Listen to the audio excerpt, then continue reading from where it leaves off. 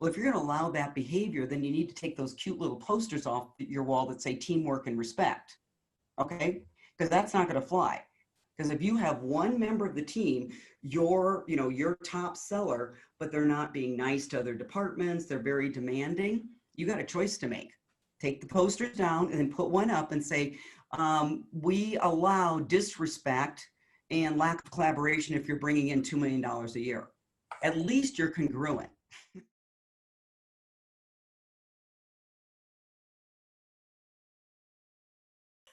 Oh. Well, hey, glad to have everybody on. We will get started. Colleen, I've known, gosh, I don't know how many years now. It's been a while. She was a kid then, I guess. But there you go. 15. I was 15 then, yes. That's a prodigy in sales. but she has such energy and passion around the sales process, and is a real student of emotional intelligence and how to improve our effectiveness. But really broader than just the sales process. I think it's the whole relationship process.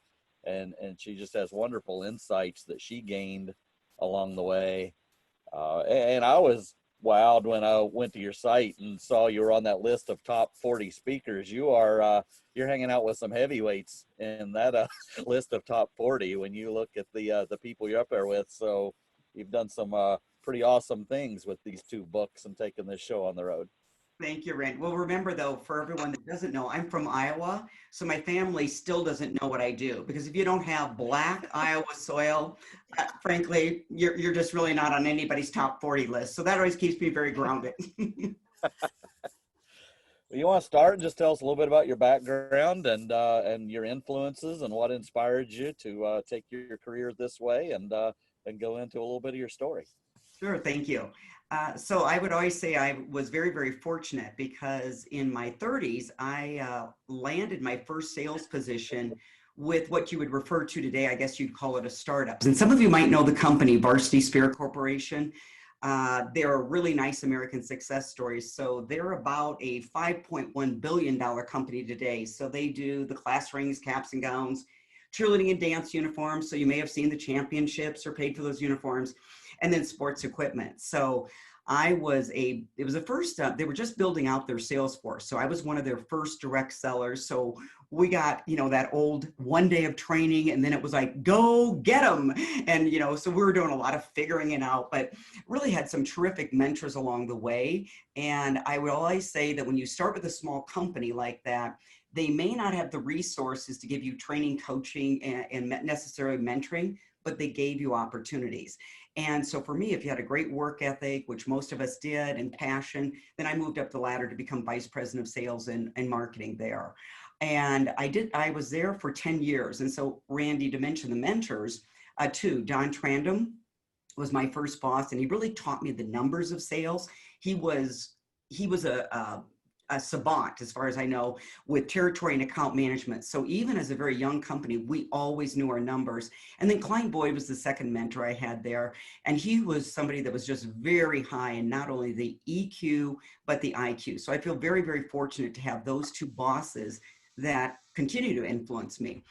From there, I got into the sales training and development business, and I've been here for 21 years. So about 10 years ago, we brought in emotional intelligence training on the recommendation of a friend of mine. And I will tell you, 10 years ago, I didn't even know what it was, much less how could you possibly incorporate it into the sales profession where, we're hard charging and take no prisoners. So it's really been a game changer for us and for our clients. So I'll stop there. Yeah, well, maybe I'll just start with, and then if we want to field questions, that's why it's a great way to make this kind of a roundtable. So yes, I wrote the first book back in 2013, and that was really more about how you incorporate the emotional intelligence into your sales process, the selling steps and stages. And then this one I just released in June, Emotional Intelligence for Sales Leadership. And so it's really how sales managers can hire and coach emotional intelligence, because I think all of us on today visiting, we know it's a nice concept, but in the back of many people's heads, it's how do you actually make this practical? And that was my goal here. So the first 9 chapters I devoted to hiring. And part of this is, I would say, it's not my natural talent. I have some things that are very much my natural talent, but I have taken some face plants here. So I felt very compelled. And so I'll just give you 2 or 3 things that maybe as you're hiring people, whether it's in sales or any other position in your company, maybe 3 things to look for. One that seems to get a lot of reaction from people reading the book is coachability. And if you really take a look at it, many of us say, okay, I'm going to hire a former athlete because they're disciplined. Well, actually, probably what you're hiring is somebody that's used to being coached, somebody that's used to getting feedback and taking feedback. So coachability to me is really important, especially we are going to be in this change curve. We are going to be there for the next 2 years. So if you do not have people that are coachable, and leads to me to my second point, have an appetite for learning, I don't think you're going to be able to move forward with those people on your team. So what's always interesting is everyone showing up today. If I was to run, in my business, we run assessments and you can, score competencies. I'll guarantee you, every one of you would score high in something called theoretical. You have a love of learning. But then when I ask folks like yourself that are hiring people in charge of companies, they'll say, how many of you are vetting your candidates for their appetite and ability to learn? I mean, you've got it in your interview guide. And most of the time I'm getting, we're not really vetting for it, or if we are, we're not taking it very deep there. And then I'd say the third thing to look at, especially in this day and age, is something called impulse control or delayed gratification. And that is really the ability to put in the work to earn the reward. And so delayed gratification, the opposite is instant gratification, really gets in the way of a lot of sales results. So for example, prospecting, yes, takes the hard skills. So we're always really big about teaching hard skills. I call that the sales IQ. When you really study this, it's the sales EQ, the soft skills that allow for the execution, consistent execution of the right selling behaviors. So you can lay out a key performance plan, right? Do these sales activities, do this number, this type, each week, each month. But if you've hired someone that has instant gratification, they get frustrated easily with long buy cycles. They don't want to go after the big deals because big deals take longer. So we often end up coaching to the wrong end of the problem. We teach more tactical skills on prospecting, which is important, but maybe we should have looked at our hiring process. Did I hire somebody that could put in the work there? It also affects skill mastery. When you study really good salespeople, number one, they're scripted. There's nothing wrong with scripts. We can field those questions. And number two, they're well practiced. Because if you're not well practiced, if you haven't mastered methodology, product knowledge, what happens is when these sellers show up to a meeting with big titles like you, because you scare people, just to be clear, okay, big titles, big offices, big money. Well, they're sitting there and emotions can start running the meeting. So that's why emotion management is important. But if they haven't mastered it because they're instant gratification, they're not fully present on a call because they're always kind of looking back here going, what's my next move? So hiring is very, very important. So Randy, I'd stop there. And if there's any questions that somebody wants to throw out, that might be a good way to segue into the next section of the book. Yeah, if you've got questions, type in and I'll open you up. One of the things I loved about the new book was that you put good questions in each section because interviews tend to be pretty awful, both for the interviewee and the interviewer who don't know what to ask. And the good old, what do you want to be in 5 years is like one of the worst questions to get to the truth probably ever. And so you put real actionable, open-ended questions about experiences, which I like because you can get people to tell stories and tell experiences. You get to a deeper understanding. One of the things I always found effective, and I don't know if you have, is the first answer isn't always the best answer, to just sit there and wait and see where they go next. Because sometimes, if you just sit there and wait and say, okay, give me a little more, you get to some really good stuff. You do. And so for example, many of us, because we're trying to test for resiliency, which is really important, especially kind of with the crop you have coming up. I'm not here to bash the younger generation. There's some great talent out there. However, I think we all know you've got a generation that had a little bit more helicopter parenting going on. I mean, I grew up in a family of 8. So frankly, like when we were sent outside for the day, the instructions were don't come in unless you're bleeding and it better be pumping. Okay. So, you got, and that was just the size of the family that was going on. So I'm not saying that you don't have resilient, but we need to interview. So Randy, a question I've asked and then done the wait or a redirect, I'll say, what's the biggest adversity you've ever faced? Well, they've been rehearsed, they've been coached, they've read the books on interviewing, and they'll kind of give you a softball answer because see, their fear is, I don't really want to go too deep too quick. And I remember having a candidate years ago and it was a softball answer. And I said, wow, if that is the toughest adversity you've ever faced, you've had a fortunate life. And I just stopped and I smiled.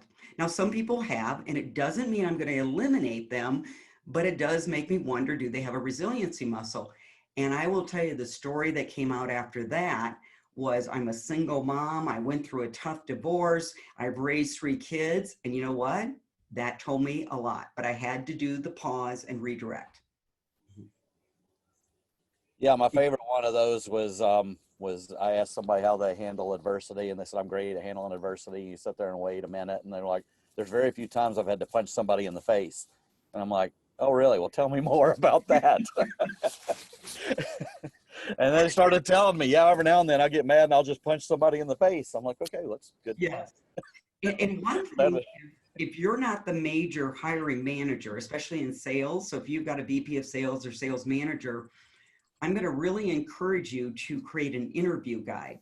And if they have not been educated in behavior-based interviewing, give them the education. Because what I see with a lot of sales managers, and that's why I was very motivated to write this book, they get set up to fail. And I'll say that again, sales managers get set up to fail because if you think about it, for 5 years, 10 years, they've been honing the selling skills, right? Prospecting, asking good questions, negotiation skills, closing skills. Then they get promoted to sales manager and it's a right turn. Oh, I need to know how to have a recruiting process, a hiring process, a coaching process, a teaching process, an accountability process, running good one-on-one sessions, running good sales meetings. Those are entirely different skills than those they've been honing and developing for 5 to 10 years. So give them some training on it because I always believe if you want the difference between a good life and a bad life, a great life and a joyful life, get the right people on your team. And you all know that. Libby, I've unmuted you, but you may need to unmute. Yep, I'm on. Can you hear me? Yes. Hi, good morning, everyone. Hey, I'm just curious. I mean, you started this a while ago. What kind of convincing did you need to do to people like, hey guys, EQ is important? Like, tell me a little bit about that sales cycle of convincing everybody that this is a critical skill. Thank you. Because yes, back in 2013, all of my colleagues were thinking I was crazy. I had one sales trainer actually get up on the stage before I was speaking. She goes, I'm going to tell you how to get it done. She's just going to tell you some of that soft stuff. I have no idea why she felt compelled to say that. But what I learned quickly, it was my job to connect the dots. And so what I've learned over the years, I have learned how to connect the dots. So for example, I might, if I'm going to say how important, just what I gave you, examples of delayed gratification, I have to give you examples. You get frustrated with prospecting. You won't go after the big deals because deals take longer. That's instant gratification. You won't do skill mastery because that takes work. So unless you can connect the dots, empathy. So now that's being the big buzzword out there. But I don't think many people know really what it is or how to teach it. And so when you want to connect the dots for someone, I simply ask the question, have you ever had a salesperson in the room and they're missing the real conversation, the nonverbal clues, the verbal clues, the elephant in the room? Then people get why empathy is such an important skill, because empathy is that ability to know what somebody else is thinking or feeling. But the reality is, most people aren't expressing what they're thinking or feeling. They either don't know it because they haven't spent enough time in self-awareness, or if there's an elephant in the room, the unspoken objection, I'm not bringing that up to a salesperson because they go to these weird sales training classes that teach them to overcome the objections 7 times. And then you put your prospect's brain into fight or flight. So you don't get to truth telling conversations a lot of times because we don't know how to demonstrate real world empathy. Does that help? That was a long answer. Yeah, that's great. Thank you. Thank you. Great.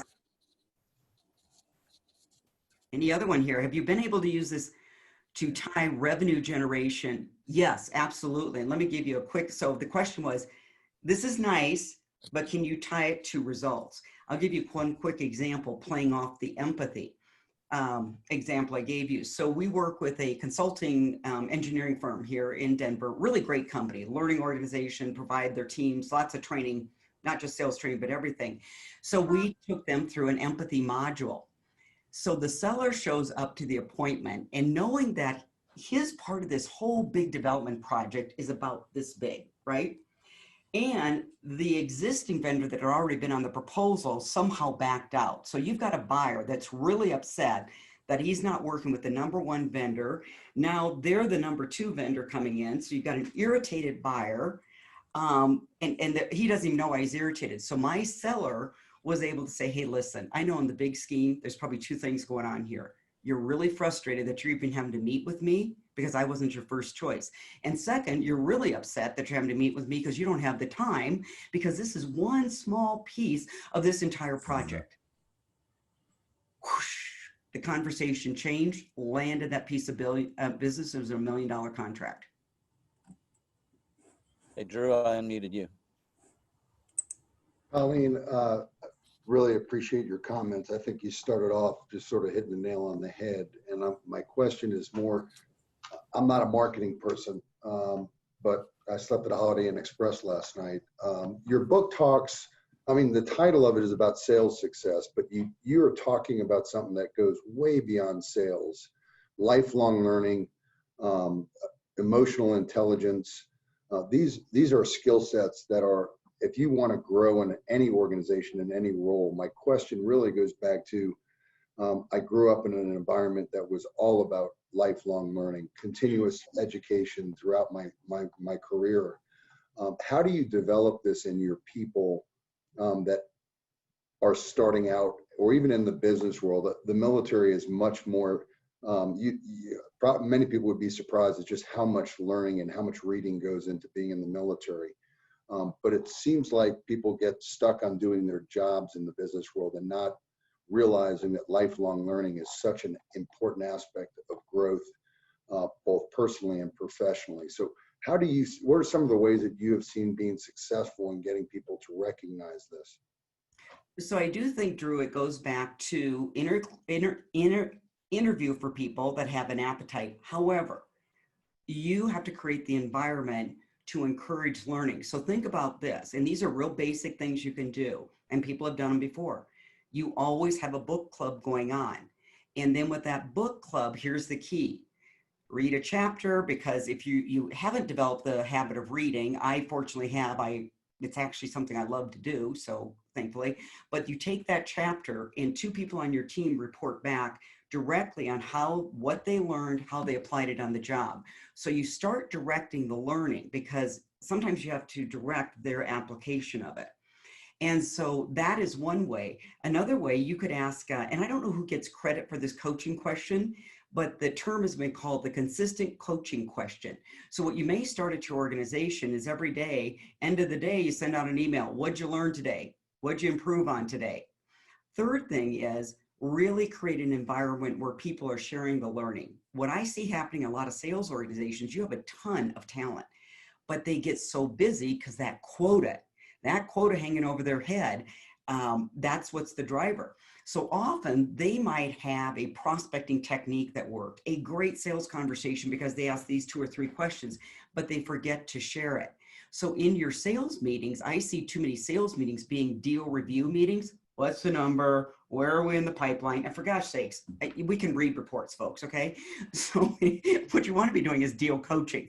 Like, why is this deal stuck? Why is it moving forward? And so if you can make the learning, and you have people at your sales meetings teach each other. Hey, hey, here's the question I asked. Here's why I knew it worked. Here's where I fell flat on my face.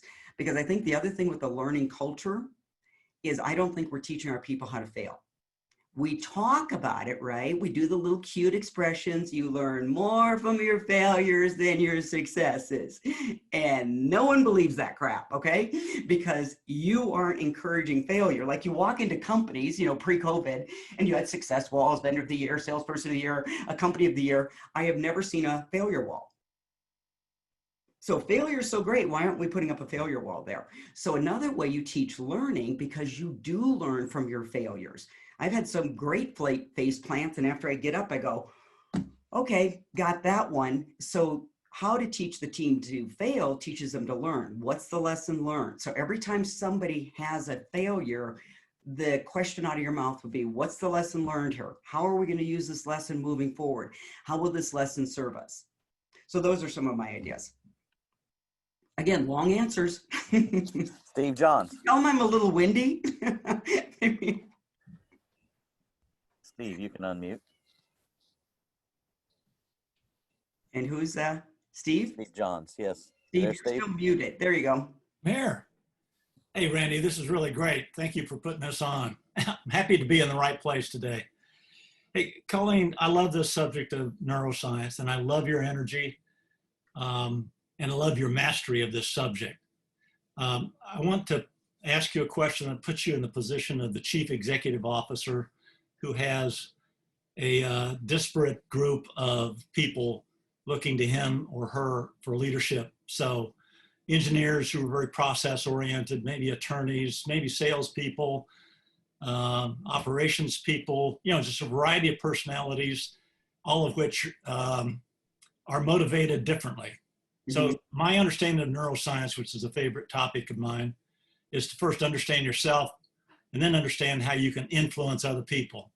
So if you're the CEO and you've got, it's time to do strategic planning and you've got an idea to transform this organization, you have to sell it to all these different personalities.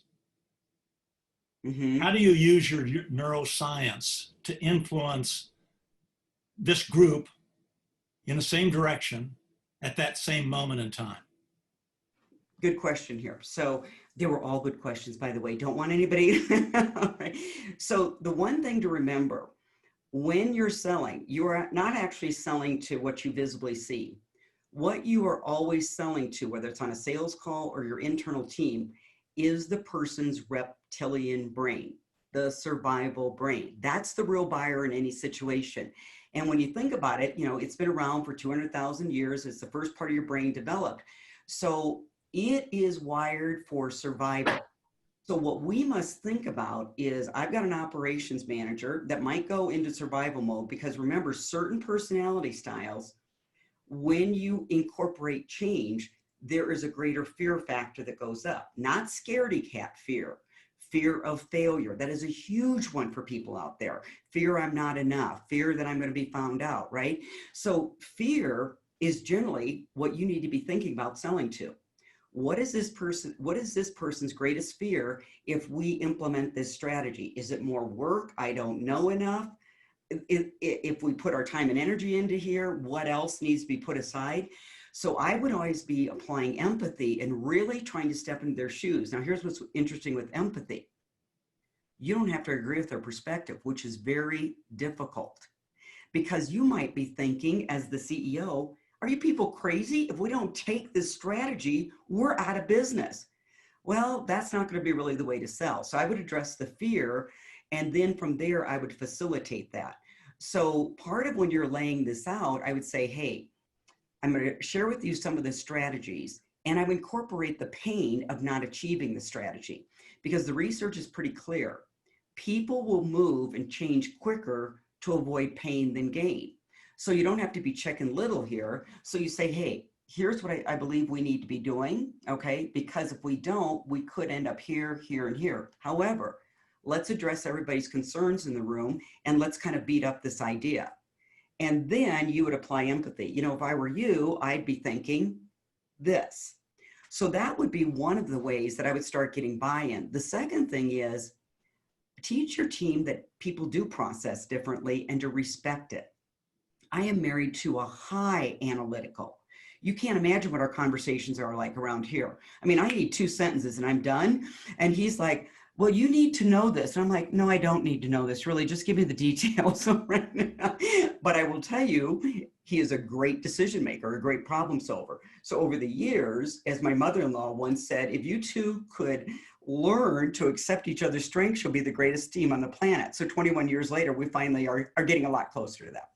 So does that help, Steve? Yes. So you're a Brene Brown fan as well.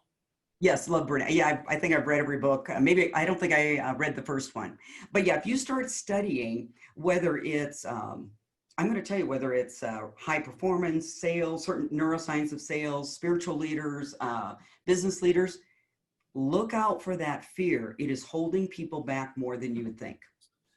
Thank you, Colleen. Hey, by the way, are your books on audio format? Yes, they are. Yeah, in fact, this one, I actually recorded that one. It was interesting down in Nashville. So you'll get to hear my raspy voice on that one as well. Actually, I think the best audio books are the books that are read by the author. Yeah, it was, I will tell you, it was really hard. I had no idea it was going to be as hard as it was. You would just think reading your own quote stuff, but we would get to a part in the book where I had written about somebody's quote, and then I'd stop and say, I have no idea how to pronounce this person's name, right? And so luckily I had a great audio tech. He'd get on a YouTube video and he'd listen to the introduction. He goes, here's how you pronounce it. So lots of learning for us. Well, so write a book. There is a book out titled Neuroscience for Leadership. Mm-hmm. You ought to write a book on that topic as well. I will take it under advisement. This one I'm still promoting, but I'm really big on, here's a book if you want to read it as it relates to sales and neuroscience. Yeah. Is Never Split the Difference. Some of you may have heard of this book by Chris Voss. Yeah, Mary's going, well, Mary, I picked it up because I'd heard about the gentleman, but I turned, in the bookstore and I like bookstores. That's my happy place. And I turned to chapter 3. I went tactical empathy. Why is a former FBI hostage negotiator talking about tactical empathy? And then I go back to chapter 1 and he's talking about emotion management. So when you take a look at negotiation skills, right? Most of us have heard the BATNA model. There's a way to teach it, etc. The essence of great negotiation is emotion management and empathy. Those are not hard selling skills. Those are soft skills, EQ skills. That book again? Never Split the Difference. Chris Voss. And he's a former FBI hostage negotiator. And so what was interesting is my husband used to do a lot of trial work. He doesn't do as much anymore, but he used to make a joke that you would just spend months preparing for trial. And then you had to mentally be prepared that the whole thing was going to fall apart in the first 15 minutes, right? Because your witnesses would change their story. You've got, the opponent, as he called it, yelling objection, and the judge is ruling in their favor. So if you study a good lawyer, yes, they have to have knowledge of the law, but it's being able to handle your emotions in that courtroom. Thank you. Kurt, I've unmuted you. I'll do it as well. Hey, Colleen, thank you. One of my questions, and I've done some of the sales work. I lived in Denver for a bunch of years. Oh, nice. Okay. And worked for one of your competitors, Miller Hyman, as I did their global integration with Achieve Global and Huthwaite. So we did a lot of fun different things. But since then, I've come to understand and would wonder, read a lot of Lencioni's books. And Patrick Lencioni says the ideal teammate is hungry, humble, and smart. Right. How does his process for evaluating people and talking with them and interviewing them apply from your perception to the sales world? Well, if you take a look at it, if you're hungry, to me, it can measure 2 things. You're somebody that you're not sitting on your laurels. So even if you have a fair amount of success, you're always eager to learn more, do better. Now, I actually talked about the humility, and it was really his book that kind of triggered that piece. And so when you talk about a humility, really, if you're not humble, what generally starts happening is slowly, you start becoming a know-it-all. Well, know-it-alls then lead to arrogance. And when you become arrogant about your success, then you've got 2 sister brother diseases, mediocrity and complacency. So I have found, like, when I look at our whole client list, we have really smart people we work with, but they're very humble because humble people are open to learning there. So hungry, humble, and then what was the third one? Smart. If you haven't read it, that is the EQ piece. It's being intelligent, understanding, having some empathy. If you haven't read some of the Lencioni stuff, I did read that. I like to apply his stuff. It's really good. But then I would ask everybody, how many of you are interviewing people for humility? Because what I see happening in sales, and I am so tired of this myth, well, you know, great salespeople are high maintenance. Serious? You know, and then they get to wreak havoc in the culture. That is the dumbest thing. I have worked with a lot of great sellers, and they might be assertive. They might need a little help on their self-awareness because they can come across demanding. But this high maintenance and get to do what you want because you're bringing in a lot of dollars. Well, if you're going to allow that behavior, then you need to take those cute little posters off your wall that say teamwork and respect. Okay? Because that's not going to fly. Because if you have one member of the team, you're your top seller, but they're not being nice to other departments, they're very demanding, you got a choice to make. Take the posters down and then put one up and say, we allow disrespect and lack of collaboration if you're bringing in $2 million a year. At least you're congruent. Okay? And honest. Here's a little tip for anyone that's coaching out there, is when you study empathy now from the leadership role, this is where I would ask you to have some self-awareness, because most leaders get into their position because they're results oriented, they're good problem solvers, right? And so you may have a person that brings you a problem. So I'll go back to sales, that's my swim lane. And you've got a seller, they've been working on this deal for 9 months. New decision maker comes in from the outside, wants to consider his existing vendor. You probably had something like that, or the decision maker leaves, but the deal gets derailed after 9 months. Well, you as the great problem solver might go into problem solving mode rather than empathy mode. And you'll say, okay, well, who's the competing firm they want to bring in? Okay, let's point out the gap in their offerings. Let's design, questions. Who's our champion here? And you start problem solving, and your salesperson or person can't hear a word you're saying, because unless you demonstrate empathy first, they cannot hear any advice. And so this is where we've got to slow down our problem solving skills, which serve us well. But you would say something like, wow, this has got to be so disappointing. And I'm guessing you're a little bit nervous because you were planning on that for your bonus next quarter. And I know you got 2 kids in college, right? So often we can be the smartest people in the room and nobody can hear us because we don't demonstrate empathy first. Salespeople do it on sales calls, and managers do it to their people all day long. And by the way, you do it if you're married or in a serious relationship too. Let's go to Maddie. Hi, Colleen. The first thing on my mind is, where were you when I was starting sales all on my own? Because I could have really used you, but I can use you now.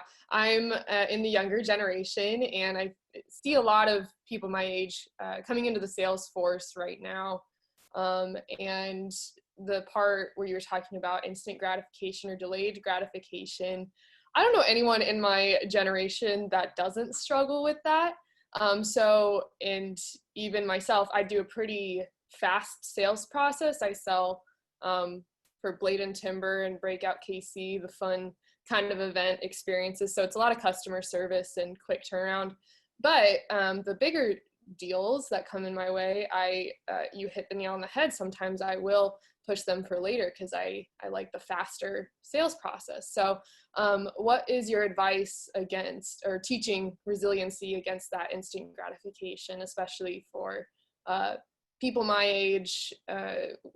We're making up a lot of the sales force right now. So I think this is a huge issue. Thank you. And Maddie, to your generation, no fault of your own, you were given the great gift of technology. But what you weren't given is how to manage technology, right? You're right. So, and this is, again, not to bash Maddie's age group, but there was a research study done by the University of Michigan that showed I think it was the 20-something-year-olds when they did that, is it showed empathy had decreased as much as 40%. Because guess what? You cannot learn empathy from looking down. Okay, it's a looking up skill, it's a looking around skill, it's a paying attention skill.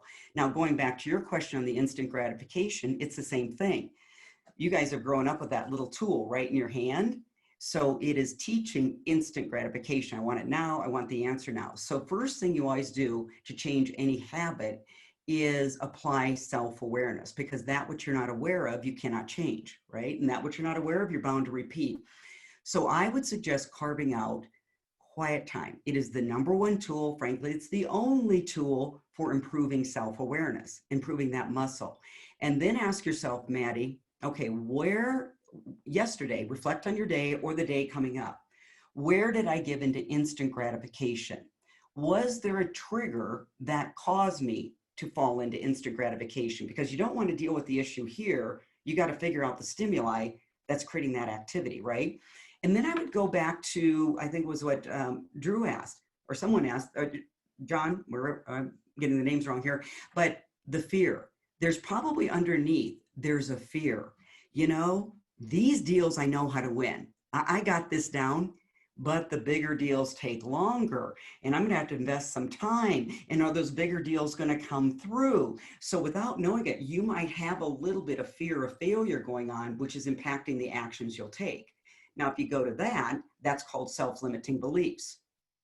Where'd that self-limiting belief come from? That you're not good enough to go after the bigger deals, that the bigger deals aren't going to come in. So those would be some tools. You know, first and foremost in life, there's no skill set without thinking first. See, I think we forget thinking is a skill set, and we are dramatically losing that skill set because we're all just so connected and we're so busy, and I can't possibly take 30 minutes in the morning to think. I'm going to suggest you take 30 minutes in the morning and think. I think that's great. The silence thing is, and just some quiet time. That's, I think, for anybody right now. So really appreciate your advice. Thank you. Yeah, and go after those big deals, but keep a balance, Maddie, because I've seen this where salespeople, they turn into elephant hunters. Randy, I'm sure you saw this all the time with type of business, and there's nothing wrong with hunting elephants, but if your whole pipeline is full of elephants, if that sucker doesn't land, all right, you are sitting there. So I always like a mixture in your pipeline. Now, remember, you're going to go after your ideal profile. For us, sometimes they just don't fit our profile. It's usually a psychographic more than a demographic, but I think also take a look at, do you have a balance in that pipeline? Yeah, really appreciate that. Marilyn.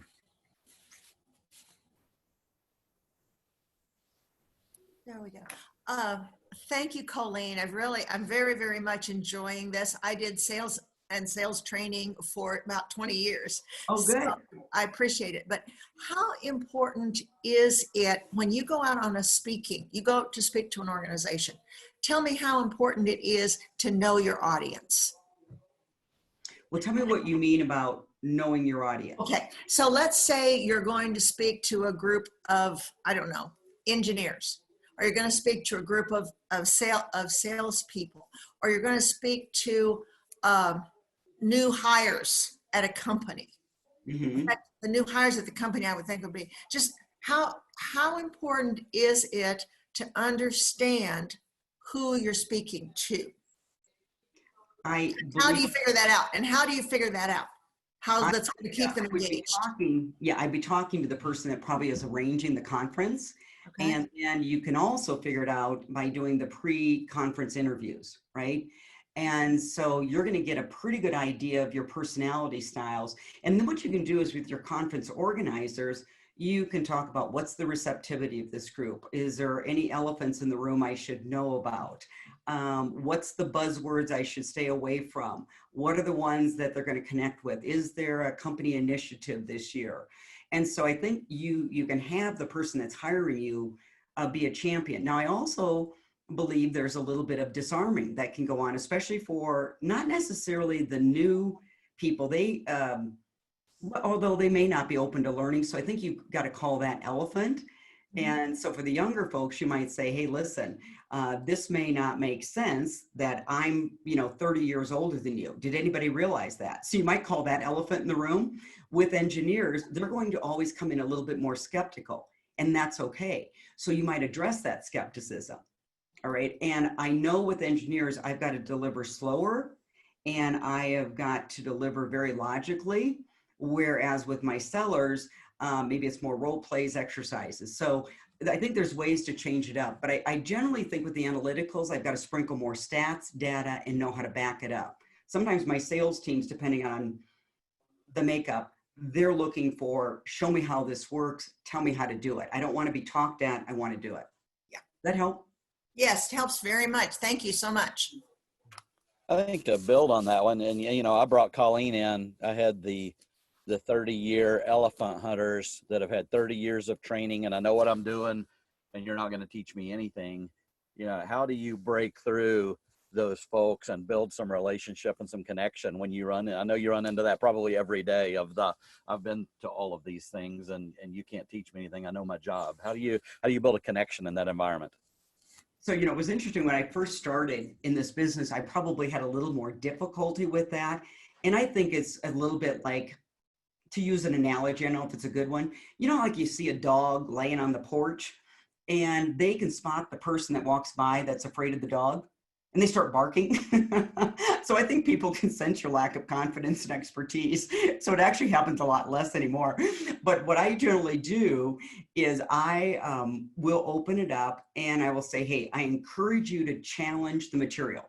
Because I don't mind the material being challenged. In many cases, I learn, because if somebody's challenging to learn, that tells me I've got a learner in the room. That's my job. But then I say, but I'm going to caution you, do not chump the speaker. And then they all look at me and I said, you know the difference between challenging and chumping? And then somebody will go, oh, you're taking the speaker on. You're trying to, you know, take them on is what everybody usually gets. And then I just come back and say, I suggest you don't do that. I grew up surrounded by 4 brothers. I will take you down. Any questions? And it's done. It is done for the rest of the speaking engagement because they know I'm there to help you learn. But if you take me on, I promise you, I've had training with my brothers and 20 years in this business. So that usually takes care of it for me. Let's go to Chantel. Hey, Colleen, I'm just loving this. One of the things that I'm wondering about is if you don't know what the temperature is going into a sales meeting, are there strategic questions you can ask to kind of get a sense of where a prospect is at? Because sometimes you don't have that information going in. So an actual face-to-face meeting with a prospect. Or, you know, you're doing a sales presentation, maybe you don't know a whole lot about the context. You know, sometimes you do know where a prospect might be fearful. Sometimes you do know what's going on at the company and that you've been kind of shoved into a situation. But sometimes you don't. Are there kind of temperature taking questions to then be able to go, okay, this is giving me some information that'll be helpful to quickly implement. Right. So there's a couple of things that come to mind for me here. When you said they've been forced in the situation, if you're getting that sense, and believe me, if you're perfectly present, I don't want to sound too woo-woo, you can sense somebody's energy.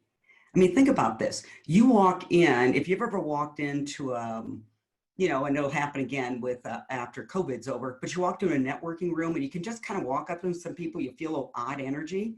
So you'll feel the same thing from your prospect. So for me, it might be a VP of sales. And I might immediately, you know, ask, hey, what would you like to talk about today? And they're going to immediately come back and tell me about your company. See, so you got to be prepared. If you don't have a set agenda, sales is pretty predictable. And so they're going to say, well, tell me about your company. Who do you work with? I'm going to have a customized value proposition on the problems we solve for that industry, that level. But then I'm going to follow up very quickly and say, but before we dive into the conversation, I am curious.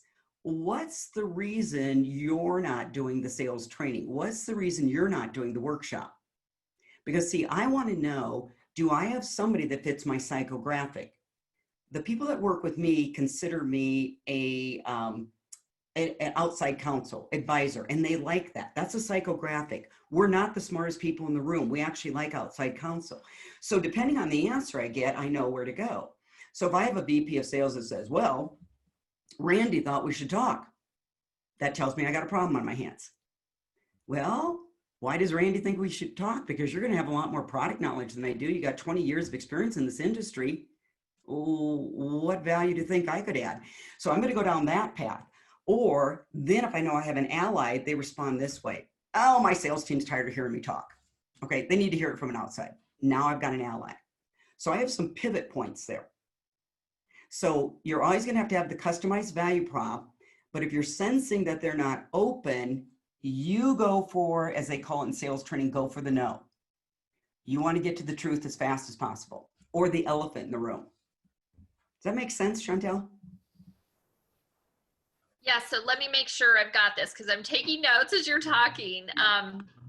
So first thing is to kind of sense the energy going in and kind of now where, remember, high analytical, you're not going to be greeted with love and roses and chocolates. Right.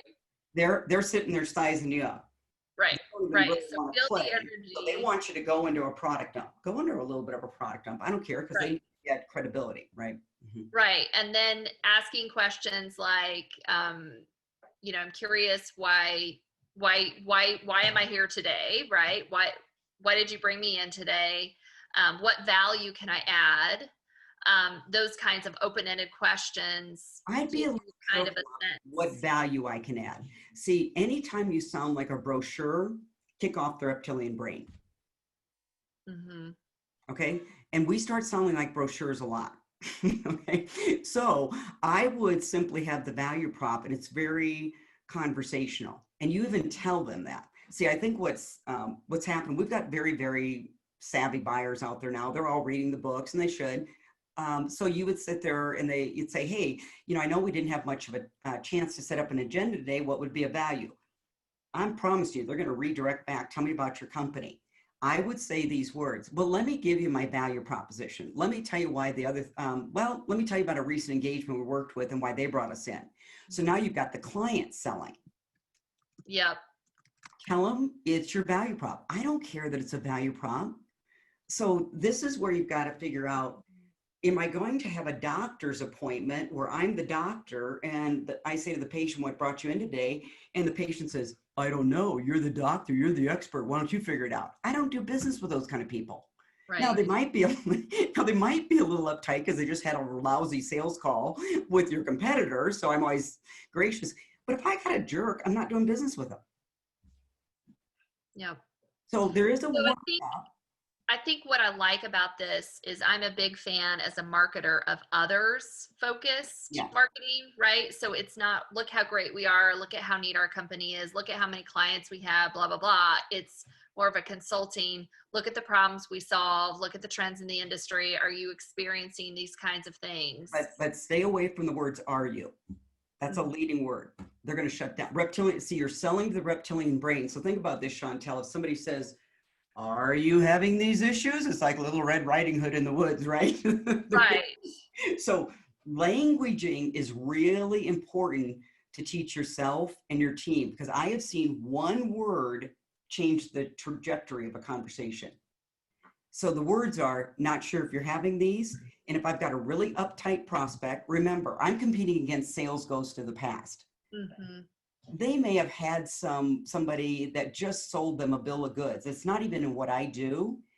So remember, you're not competing against your competitor. Sometimes you're competing against other vendors that haven't delivered. They haven't been of high integrity. And especially in marketing, Chantel, I'm going to tell you, you got dead bodies all over in that business. Mm-hmm. Because there's some marketers that do not deliver. Mm-hmm. It's like contractors. That's a business that I hear more complaints about people not delivering. So you've got some sales ghosts of the past there. And here's the reason they won't tell you that right away, because they feel like if I tell you, you'll hold and use the information against me and you'll overcome the objection 7 times. Mm-hmm. So that's why they hold their cards really tight.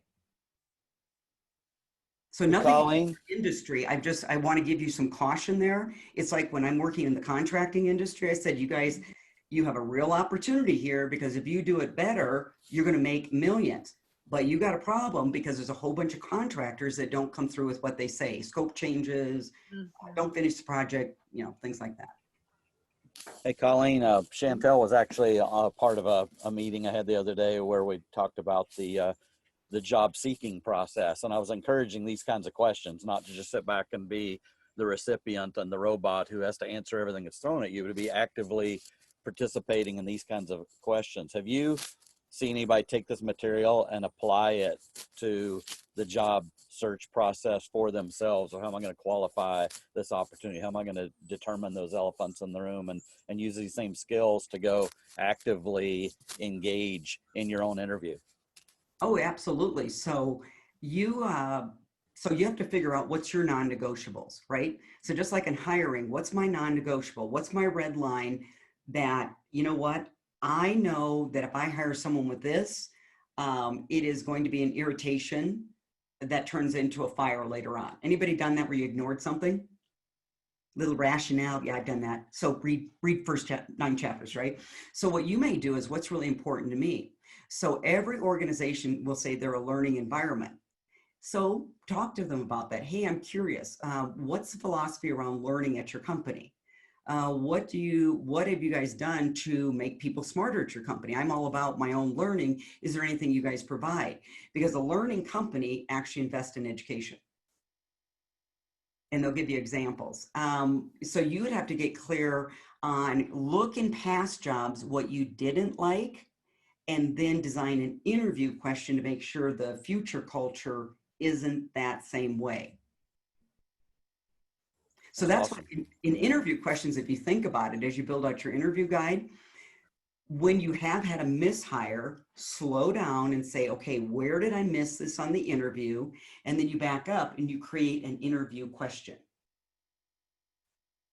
That's what I've always done. That's great. Steve has another question. Thank you, Randy. Good second bite of the apple here, Colleen. This is another leadership challenge for you. We're in a day and an age where we're, I think, finally hyper aware of differences, race, sex, religion. So I want to put you back in the position of a leader talking to the entire population in 2 different situations. One, we've had an incident. Mm-hmm. 2 people with different views, yelling, shouting, pushing one another, and you want to address it to the entire group. So question 1 is, how do you lead after you've already had an incident to the group and connect with everyone in the group? And the second one is, this is the smarter leader, the one who anticipates there could be a problem. And so he gets everybody together and says, we've got a dynamic situation in today's environment. We need to address it now. So help me on how each of those 2 situations. So the first one is, were they literally pushing and shoving each other? Yes. Okay. And it was in a public, everybody saw it. So this is like the labor union guy and the marketing guy. And the marketing guy is a millennial, and the labor union guy is a, older white guy like me. Okay. So one of the things you may want to do is, as everybody comes in the room, that's the, I would I'm going to show you something. Hold on a minute.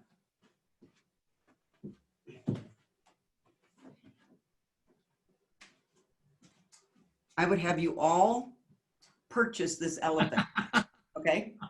Okay. So we have an elephant because we're real big on that. And so I'd have the elephant sitting in front of the room and say, okay, let's talk about the elephant in the room. Here we are. We have all these, again, mission statements on the wall. And we obviously saw something that didn't happen. Now we could do one of 3 things. We could take sides. We can blame. We can not speak up in this meeting, but have a meeting after the meeting where we're talking behind each other's back. So let's call it what it is. That's called gossip, and that's called cowardice. So how many of us want to have the meeting in the meeting? Could I see a show of hands? Because what I get real tired of, now some people lack the assertiveness to speak up in a meeting, but some of us lack the safety. I don't think it's just on the leaders. And see, that's what gets a little annoying to me is, yes, the leader is supposed to lead, but you can't do that unless everybody's doing their part. So put a little bit of the onus back on them. So say we could do one of 3, and I'm just making things up. And then say, which one would you guys like to do today? Because if they want to do the meeting after the meeting, say, okay, you're all dismissed. Gossip, would somebody please be a note taker and bring the gossip back to me? I might be. Now, what I would say is, I'd like to brainstorm with you because I don't have the answer. How did we get here?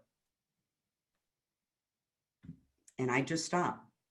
Then I'd ask the second question. Now that we realize how we got here, what are some things all of us can do? I can preach, I can paint the nice things on the wall. What's something we can do? Okay. And third, when are we going to run into trouble executing the values that we say we espouse? Because we all want to be good people, right? But we need to talk about when we're going to be challenged to be good people. So if you can bring the future into the present, when that situation starts happening, they're going to find, oh, I'm getting emotionally triggered. We talked about that in the meeting. This is what we agreed on doing. So I don't know if that helps or not. Well, that does help.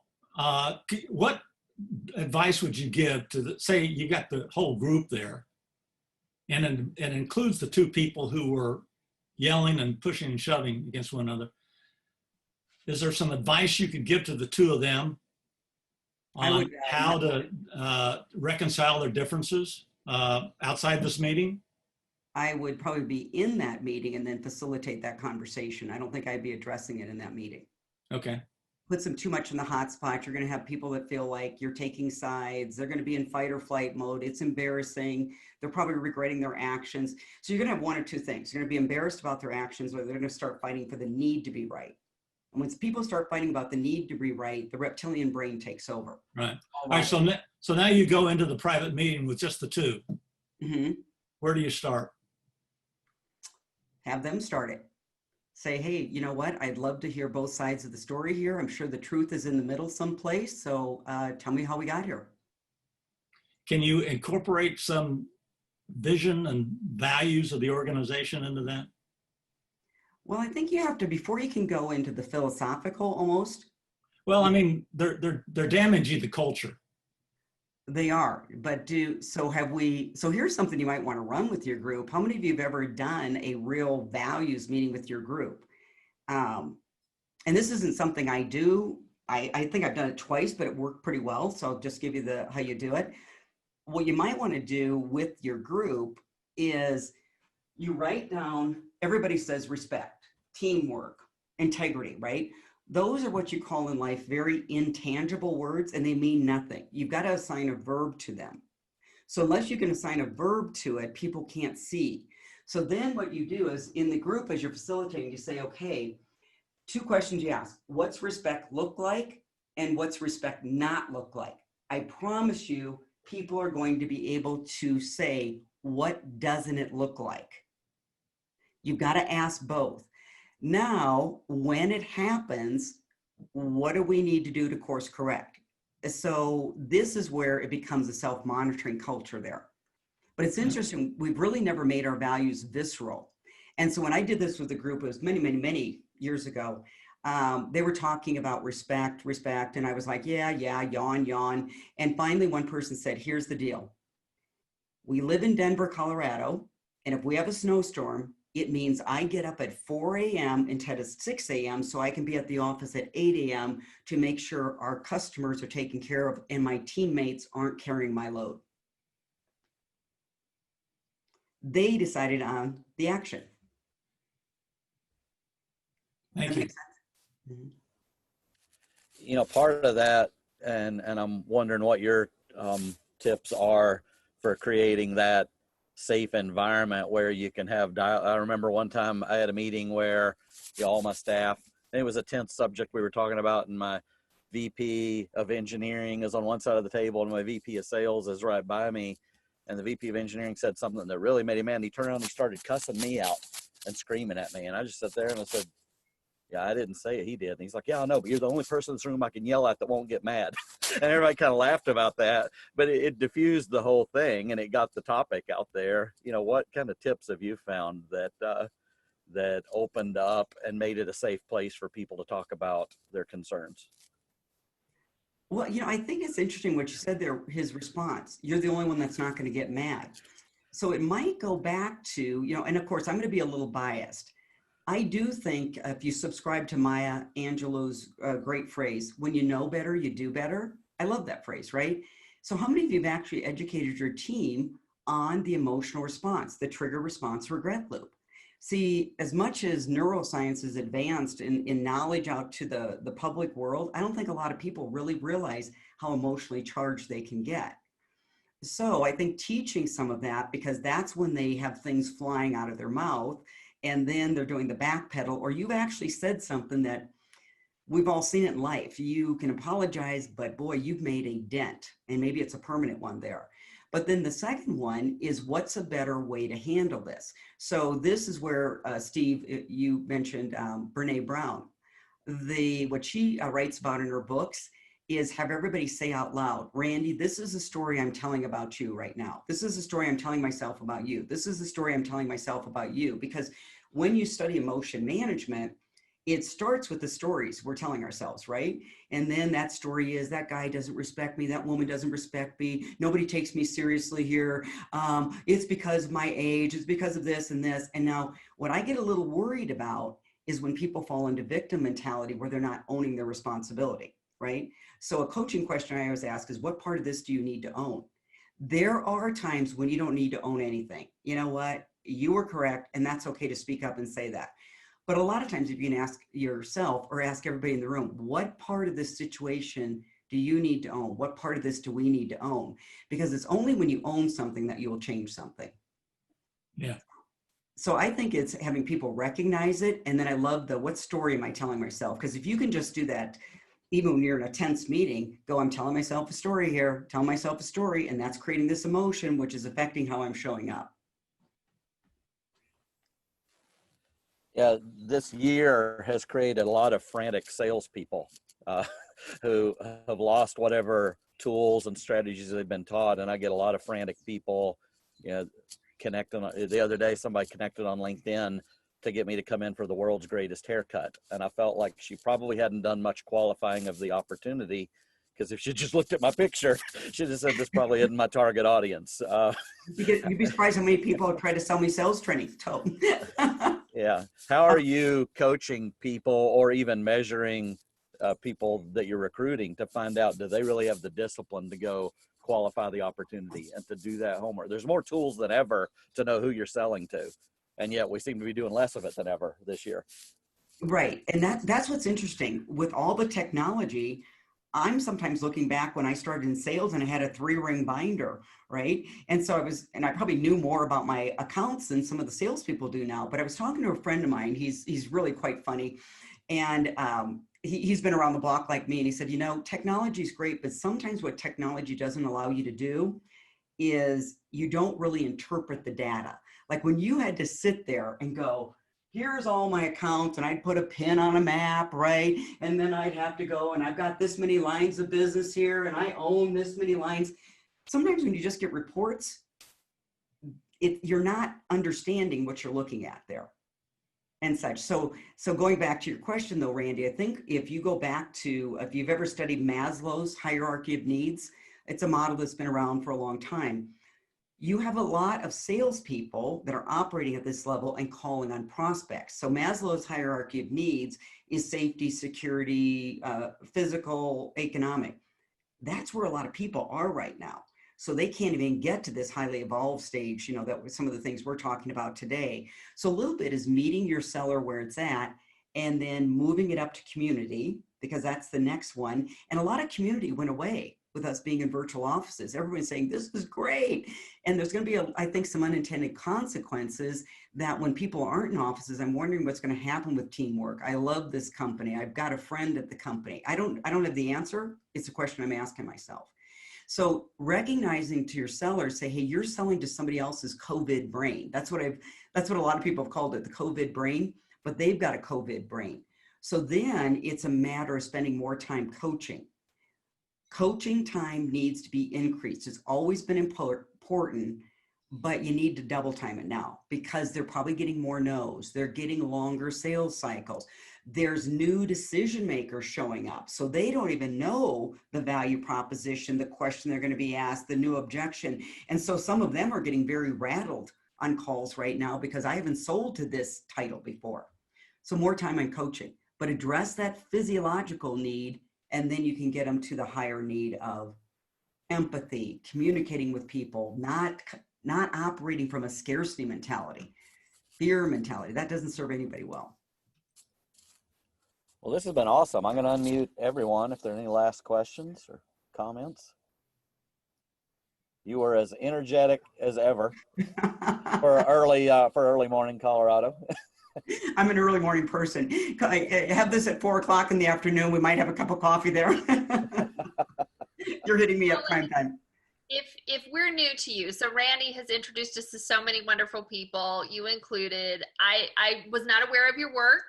So what is the best way for me to, I mean, obviously read your books, but which book do you recommend? Do you have some blog posts that I can kind of start? Yeah, thank you for that. Digesting a little bit at a time, because I've already got 3 of the books I'm reading. You set her up for this. So yeah, we have 2 books. Emotional Intelligence for Sales Success focuses more on the sales process. And so like, you know, with Randy saying, you know, reps are desperate right now. It might be a pipeline issue. There's so many things. So that's around sales process. This one is around sales leadership if you're leading a team. And some of the coach, so how do you hire, how do you coach EQ, and how do you develop your own EQ? You know, because as a marketer, that one might be more relevant to me because I'm working more with sales leadership and coaching my own people. Right, right. And then if you do go to our website, it's salesleadershipdevelopment.com, marketing nightmare, salesleadershipdevelopment.com. And we do have a weekly blog we write each week. So we always have a lot of great selling tips. It's about 2 minutes, 3 minutes. So subscribe to that. We have ebooks that you can download. We've got a lot of podcasts on there. So there are a lot of free resources that you can tap into. Awesome. Thank you. And I'll email those links out to everyone. So that you have those links to our site. Yeah. Yeah. And then we do, if you're not a real large company, we do have public sales training workshops, sales management training workshops, maybe sales training 3 times a year, sales management once or twice a year for if you're a smaller firm. Bigger ones, we usually come on site. Well, this was awesome, Colleen. It's so good to spend time with you again. Thanks for the group being so interactive. This was helpful. Oh, yeah, I can tell from the comments. You really hit it home with a lot of people on topics that are relevant to everyone's work life and personal life right now. Absolutely. So, and I do think probably even Steve said it or Drew said, you know, a lot of the things you're talking about are broader than just sales. They're really relationship building. Yep. Yeah, it's you just have a much easier life if you learn some of this. I was miss, 0 to 100 miles an hour, or just get madder than a hornet. And I was lucky I didn't get fired. And it was probably just because they knew I was a hard worker and, didn't have EQ. But yeah, so luckily my bosses managed to teach me some of that. Yeah, that's part of the growing process. That's right. Well, thanks everyone for joining. This was great. Yeah, thank you. Thank you. I bought the books while we were online here. Thank goodness for Amazon. Just hit a button. Linda, if you like them, leave us an Amazon review. That's the big marketing. Oh my gosh, Chantel, that's the part I don't like. I'm always bugging people. Can you leave me an Amazon review? But it's kind of the game, I guess, you play on Amazon. So thank you. No, we will do that, and I'll read them because I work with the executive MBA program here at our university, and I have a lending library when they ask me, different questions. So I want to go through your books, and then I have a couple people that I know would really benefit from those. Yeah. Randy, what I will do is I have a book study guide for both of those. Oh, cool. I'll send those to you, and they can either be just a nice self-study tool, or I've had a lot of people use those in their sales meeting. Read chapter 1. This one's your self-study, maybe with other sales managers or CEOs, but yeah, so I'll send those to you. Oh, that'd be great. Yeah. All right. Very good. Thank you. Well, thanks everyone. Have a great weekend, and we will see you again next week. Thanks, Randy, for having me. Thanks, Colleen. I loved it. Great day. Bye-bye. Bye, everybody.